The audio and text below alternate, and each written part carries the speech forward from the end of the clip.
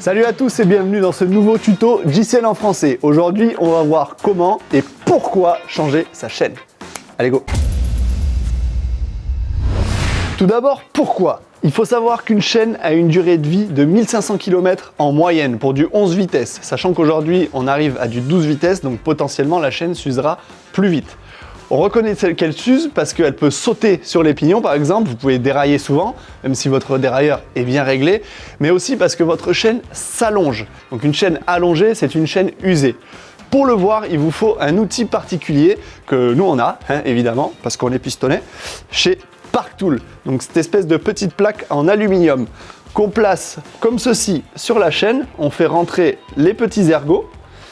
Et dessus, il y a une unité de mesure. Voilà, si l'ergot du bout ne rentre pas, c'est que la chaîne est nickel. S'il s'enfonce à moitié, ça veut dire qu'elle est usée à 0,5. Et s'il s'enfonce de la totalité, elle est usée à 0,75. Et là, il faut changer sa chaîne. À savoir qu'il faut changer sa chaîne, mais pas que. Quand on la change, chaîne neuve, ça veut dire cassette neuve. Parce que pignon usé sur chaîne neuve, ça sautera toujours au moindre coup de pédale, au moindre coup de force sur celui-là. A l'inverse, on peut garder une chaîne un peu usée sur une cassette neuve. Forcément, les dents sont plus longues, du coup la chaîne rentre bien. Pour démonter et remonter votre chaîne, il vous faudra des outils, bien sûr. Et c'est là qu'on va voir. Donc, on a déjà vu l'outil Parktool pour mesurer l'usure de celle-ci. Gardez-le bien parce qu'il vous servira ensuite pour le remontage. Il vous servira de troisième main. On passe au dérive chaîne et ça, c'est seulement si vous avez une fixation de chaîne à rivet, comme Shimano le fait très régulièrement.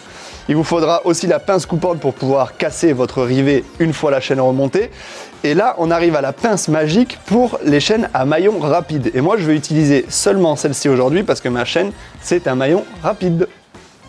Donc, je vous montre comment utiliser un dérive chaîne sans vraiment le faire car ma chaîne est à maillon rapide. Vous placez votre dérive chaîne comme ceci, les deux petits ergots dans les maillons et vous venez visser tout simplement. La goupille va pousser le rivet du maillon et va l'éjecter. Vous aurez juste à dévisser et la chaîne va se détacher. Je vais pouvoir procéder au démontage de ma chaîne à maillon rapide avec ma pince magique. Donc je viens la placer comme ceci de chaque côté du maillon et j'ai juste à serrer pour la déclipser. Je vais pouvoir maintenant passer au remontage de ma nouvelle chaîne.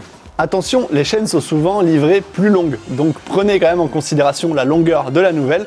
Le mieux, c'est de prendre l'ancienne chaîne, mesurer les deux et enlever les maillons qui servent à rien. Je mets en place ma nouvelle chaîne en la faisant passer d'abord par le dérailleur avant. Alors attention, les chaînes ont un sens. Ici, la SRAM, c'est la partie plate vers le haut, la partie arrondie vers le bas. Chez Shimano, je sais que c'est les écritures Shimano qui sont sur la chaîne qui doivent être vers l'extérieur. Donc ensuite, je la fais arriver sur la cassette et je la pose sur le plus petit des pignons. Je la fais rouler et elle va passer dans le premier galet. Ensuite, on continue de la faire rouler, on continue et on va la faire remonter dans le deuxième galet. Une fois arrivé dans le deuxième galet, on continue de la faire rouler.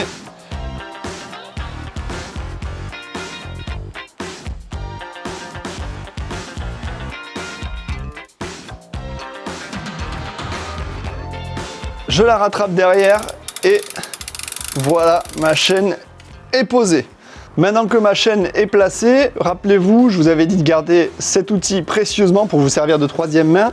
Donc je vais venir attraper un côté de la chaîne ici avec la petite tige et je vais récupérer l'autre côté avec l'autre tige pour mettre ma chaîne sous tension. Hop, elle tient toute seule et ici je vais pouvoir remettre mon demi-maillon.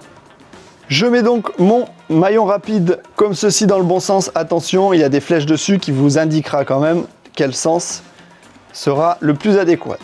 Je le clipse légèrement dans un premier temps.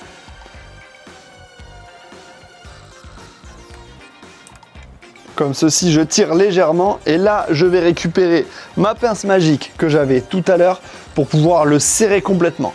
Donc cette fois-ci, je prends un peu plus large de chaque côté du maillon rapide et j'écarte ma pince. C'est clippé. peux partir rouler. Dans le cas où vous utilisez une chaîne avec un rivet, il vous faudra votre dérive chaîne. Vous allez placer la chaîne à l'intérieur comme ceci, puis l'autre partie, évidemment, ce sera un maillon comme ceci.